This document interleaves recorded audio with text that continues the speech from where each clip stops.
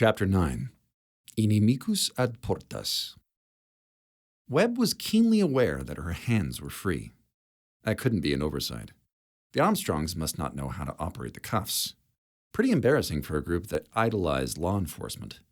She wasn't about to try anything, however, not with the sidearm in her back. It took no training at all to blow a hole in her spine.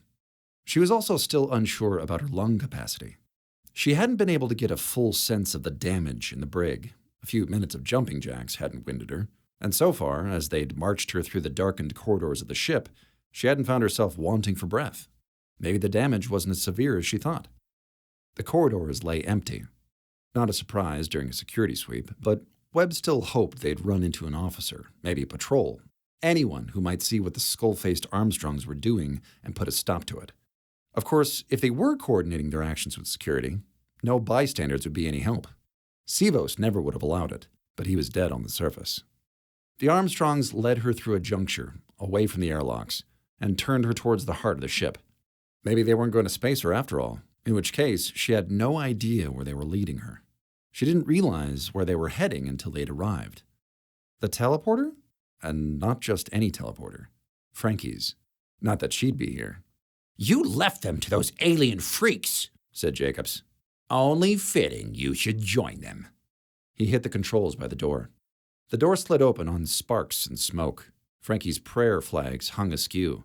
Within the room, another skull-masked Armstrong perched sheepishly over the console. Jacobs pushed her in through the smoke and pulled the other Armstrong aside.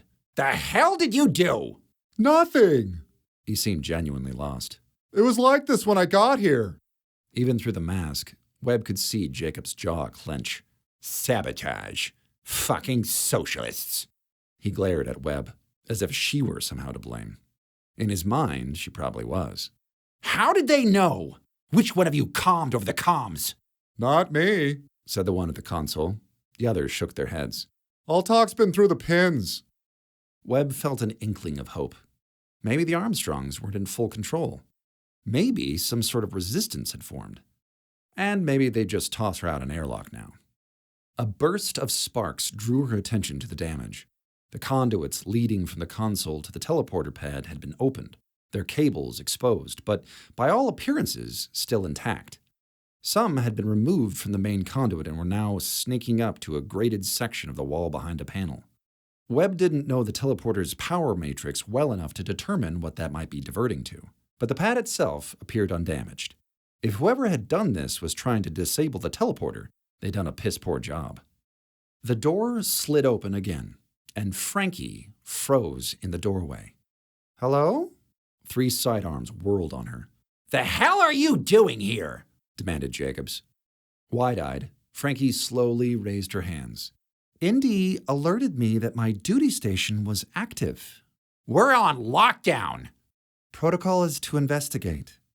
Frankie kept her voice remarkably level for the number of guns aimed at her. "I tried calming security, but there weren't any in this section for some reason." Webb glanced at Jacobs. "For some reason." Frankie blinked at her. "Webb? Hey, what happened to your voice?" "Bulkhead." Jacobs grabbed Frankie and steered her into the room. "You're under arrest for violation of lockdown." Frankie spotted the open conduits. "What did you do? Why are you all here?" "They were going to teep me down," said Webb, "but someone tore up the conduits." "It wasn't me," whined the Armstrong at the console. Jacobs snapped for Frankie's attention. He gestured to the console. "Make it work." Frankie nodded. "I'll need a few minutes." The door slid open again. This time, a pair of soldiers in blast armor. The Armstrongs turned but didn't lower their sidearms. In a flash, one of the soldiers' rifles was up. The other one froze. "Weapons down," said the first. Webb almost gasped with relief. Even through the voice scrambler and with the visor down, she recognized who spoke. Chelsea. The Armstrongs exchanged looks. They didn't lower their weapons. "Weapons down!" barked Chelsea. The Armstrongs still didn't move. Chelsea elbowed her partner. Rather than raise his rifle, he looked at her like she'd broken some taboo. "What the hell do you think you're doing?" spat Jacobs. "Security request," said Chelsea's partner, somewhat apologetically. "Sent by?" Frankie, her arm still raised, gave a tiny wave. Unauthorized activity at my station. Reported to security. Protocol. Jacob swore. The skittish Armstrong actually whimpered. It's fine, said the big one. He'll sort it. Who'll sort what? Asked Frankie. Shut up, said Jacobs. The door slid open yet again, on an officer in dress whites. Boyer halted abruptly, blinked his bug eyes at the odd array of crew. What's all this, then? Security sweep, Captain. Chelsea didn't take her eyes off the Armstrongs. Requested by a station op for unauthorized activity during lockdown. Yes, I was following up on the request myself. Very good. He seemed puzzled by the skull masks. What are you technicians wearing? Puzzled and mildly offended. You're out of uniform. The skittish one sidestepped behind Jacobs. Jack! Jacobs kicked him. My God, shut up! Boyer still seemed confused. Could he really not put this together? Webb cleared her throat. It sounded like an alto garbage disposal. Commander, these men are trying to... It's Captain now. Captain, my apologies. I've been out of the loop. What's the matter with your voice? And which one of you is the station op? I am, sir. Frankie indicated the Armstrongs. These techs aren't supposed to be here. They locked Chief Dewey in the brig, said Webb. Where they got me. They're going to teep me to the surface. But we're on lockdown. The new captain had reached an angry level of confused. I've authorized no teleportations. Captain. Holy God, he still wasn't getting it. They're trying to send me down there without your permission. Lower your weapons, demanded Chelsea. Not going to tell you again. She actually nudged Boyer. Annoyance flashed across the captain's face. Then shock as he finally seemed to notice the Armstrongs were armed. You there! Drop your weapons! They didn't. They just seemed frozen. Or to be waiting. Boyer's annoyance calcified into indignation. Drop your weapons! That's an order! From your captain! Chelsea hit her comm. Back up to teleporter 2. The door slid open again. Blackwell didn't make it a step in before he bulked in shock. The soldiers behind him actually bumped into his back. The Armstrongs slumped in relief. Boyer looked surprised. Commander? Captain? Blackwell looked from the captain to the red shirts to the single security officer with her rifle raised. He hid his surprise behind a smile. I'm glad I found you.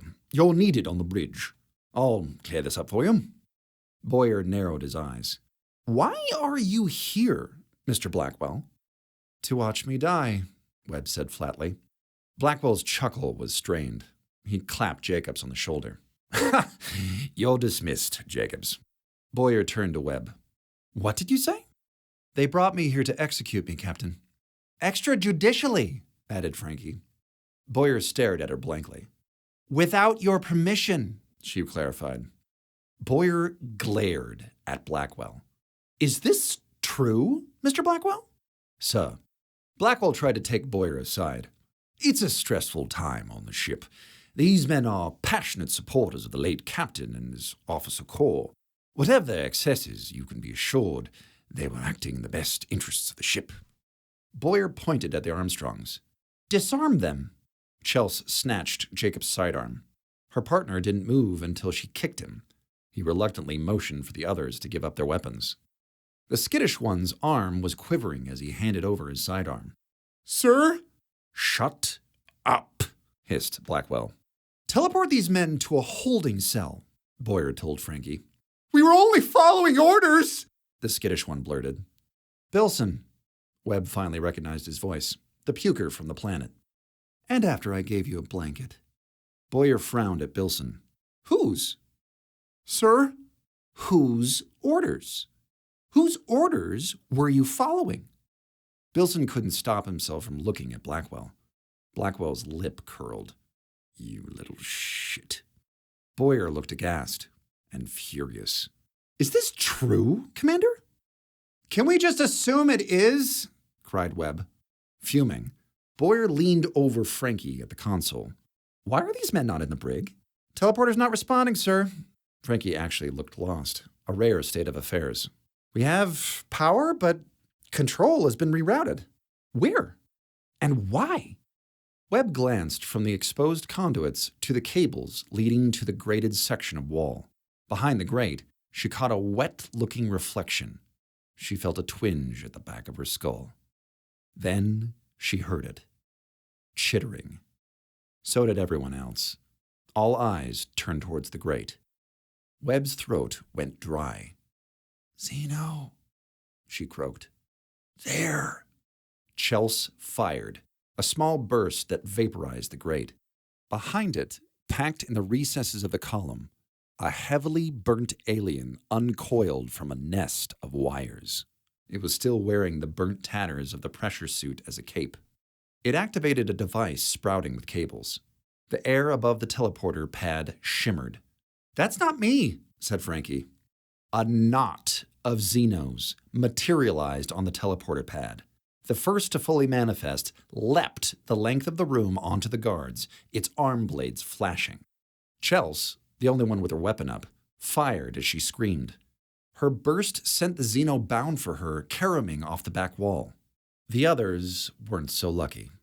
Alien arm blades punched through Chelsea's partner, through the soldiers who'd come with Blackwell, and through the newly minted captain, who died in befuddled surprise. Webb hit the floor in a mad scramble of feet. The air above the pad shimmered again. She scooped up a fallen rifle as something tugged her towards the door. She almost blew Frankie's head off before she saw it was her quadmate pulling her into the hall. The door to the teleporter whisked shut behind them. Webb blasted the access controls, and the door fused shut in a fart of sparks. A dent appeared in the door with a massive clang. Then another. Then a third before the first blade punctured through. Frankie gawked at the damage. "That door is solid mag steel." "They cut through the shuttle's hull." Webb scrambled to her feet. "Internal doors are nothing." She took aim. "I thought the beams didn't hurt them." "They don't." She trained her aim on the coin-sized opening the Xenos had cut in the door. "Then what good will shooting them do?" "I'm not aiming at them." An arm blade hacked the gap open to the size of a dinner plate. Webb adjusted and fired through it at the teleporter console. Her shot glanced off its casing. "Lurd." Webb took aim again.